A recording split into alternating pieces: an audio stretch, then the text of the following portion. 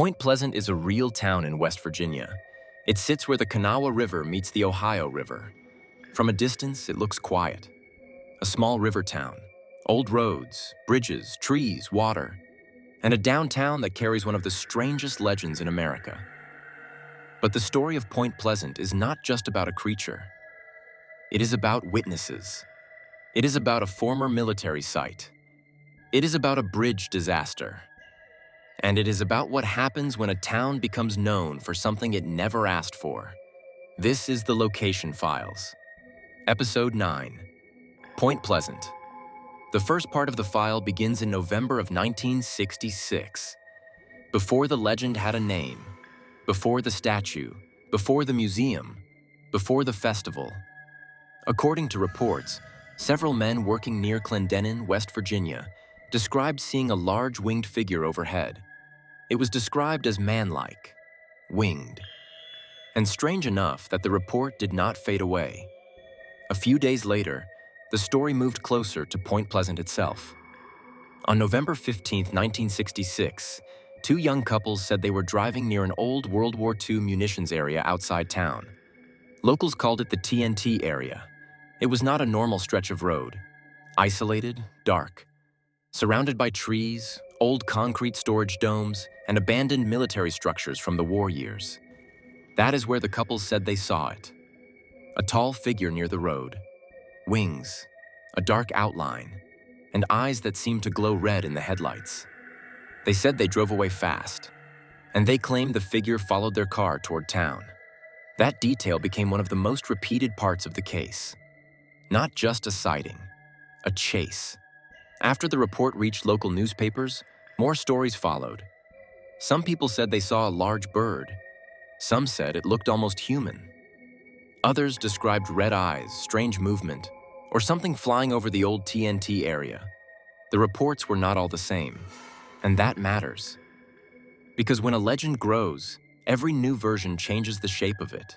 Some details become louder, other details disappear, and soon, people are no longer just talking about what happened.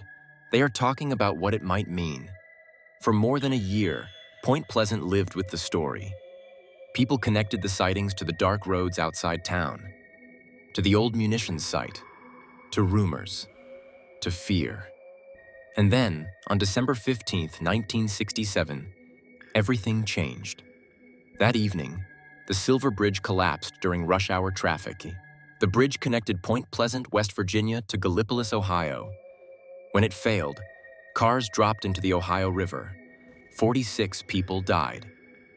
The Silver Bridge collapse was not folklore. It was not a rumor. It was a documented tragedy, and investigators later identified the cause. The failure was traced to a stress fracture in an eye bar in the bridge's suspension chain. A small crack had grown over time until the structure could not hold.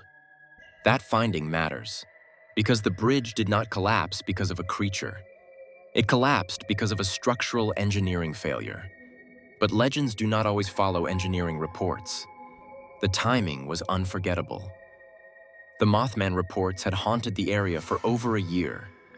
Then the bridge fell. Then the sightings seemed to stop. For many people, that was enough to connect the two events permanently. A skeptic might say the answer is simpler. Some investigators have suggested the witnesses may have seen a large bird, a sandhill crane, a heron, a barred owl, something with wings that looked strange at night, something with eye shine reflecting in headlights, a sincerely reported sighting that had a natural explanation. That possibility does not erase what the witnesses believed they saw. But it does remind us that a sighting can be genuine and still be mistaken. In 1975, John Keel published The Mothman Prophecies. That book connected the creature reports, strange phone calls, and the Silver Bridge disaster into one larger mystery.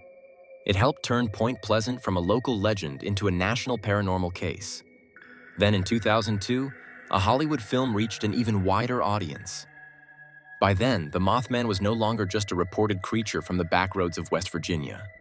It was a symbol, a warning, a mystery, a brand. Today, Point Pleasant has a silver metallic statue in the center of town, a Mothman museum, a festival that draws visitors every year, and a community that built something around what once frightened it.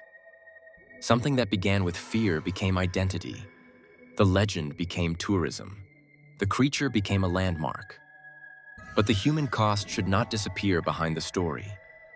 46 people died when the Silver Bridge collapsed.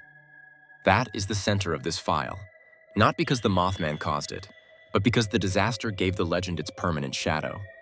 Without the bridge, the Mothman might have remained a local strange sighting. With the bridge, the story became harder to forget. That is the real mystery of Point Pleasant. Maybe the witnesses saw a misidentified bird.